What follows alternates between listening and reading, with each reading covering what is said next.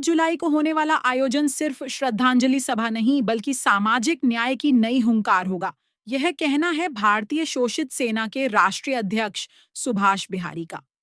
उन्होंने कहा कि रामविलास पासवान ने अपना पूरा जीवन गरीबों, दलितों और वंचितों के अधिकारों के लिए समर्पित किया। इसी वजह से उन्हें देश के सर्वोच्च नागरिक सम्मान भारत रत्न से सम्मानित किया जाना चाहिए। आयोजन में बड़ी संख्या में लोगों के शामिल होने की उम्मीद जताई जा रही है। सभी पत्रकार बंधुओं को और आप सभी के चैनल के सभी श्रोता को हमारा जय हिंद जय भीम। साथियों, आज ये प्रेस वार्ता करने का जो उद्देश्य है, ये सभी जानते हैं जो मुझे देख रहे हैं और सुन रहे हैं कि मैं रामविलास पासवान जी के नेतृत्व में अपनी पूरी उम्र कार्य किया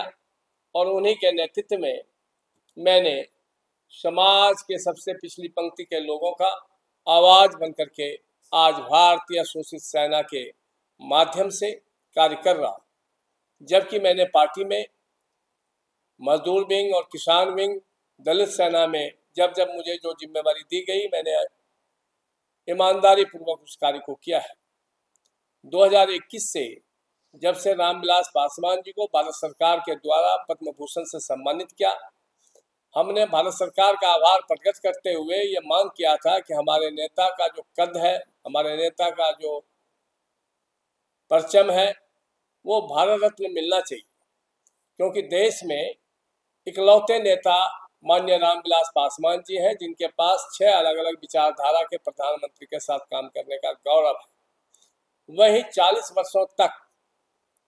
इतने लंबे समय तक केंद्रीय मंत्री के रूप में देश में परचम लहराने का सबसे बड़ा गौरव माननीय रामविलास पासवान जी के पास है। देवेगौड़ा जी के सरकार में सदन के नेता के रूप में भी बेहतर कार्य करने का परचम रामविलास पासवान जी को गौरव है। वहीं हाजीपुर के सम्मानित जनता के द्वारा दो बार गिनीज बुक में नाम दर्ज कराने का इकलौता नेता देश में है जो रामविलास पासवान जी के नाम गौरव हासिल है। ऐसे महान नेता को हमने भारत सरकार से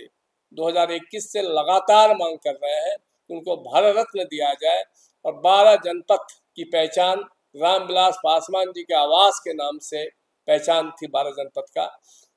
12 जनपद को रामविलास पासवान जी का संग्रहालय बनाया जाए और जनपद रोड का नाम रामविलास पासवान रोड रखा जाए। यह हमारी भारतीय शोषित सेना की मांग है और मैं हमेशा प्रत्येक वर्ष शीतकालीन सदन में इस आवाज़ को बुलंद करता हूँ। अभी 5 जुलाई को रामविलास पासवान जी की पुण्यतिथि है। उस पुण्यतिथि पर अपनी मांग को दोहराते हुए यह संकल्प लेंगे और पूरे देश में इस संदेश को लेकर के भारतीय शोषित सेना जाएगी और जनमानस का समर्थन जुटाएगी, जबकि लाखों लाख लोग रामविलास पासवान जी में आस्था और विश्वास रखने वाले लोग जो रामविलास पासवान जी को छोटे अम्बेडकर के रूप में देखना चाहते हैं वो चाहते हैं कि रामविलास पासवान जी को भारत रत्न दिया जाए। इन मांगों को लेकर के 5 जुलाई को हम लोग एक भव्य कार्यक्रम करने की योजना बना रहे हैं,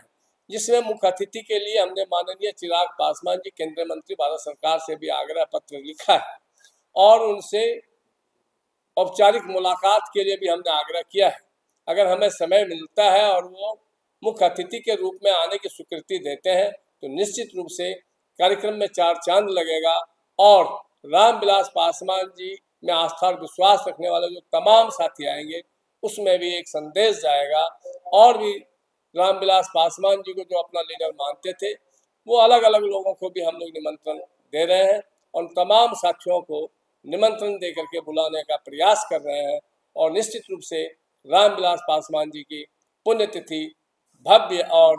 सुंदर मैसेज देश में जाए, उसके लिए और भारत रत्न की आवाज़ को एक सामूहिक आवाज़ बना करके हम लोग पूरे देश में घूमेंगे और रामविलास पासवान जी को भारत रत्न दे करके भारत सरकार का भी गौरव बढ़ेगा और लाखों लाख लोग जो रामविलास जी में आस्था और विश्वास रखते हैं उनका भी सम्मान होगा।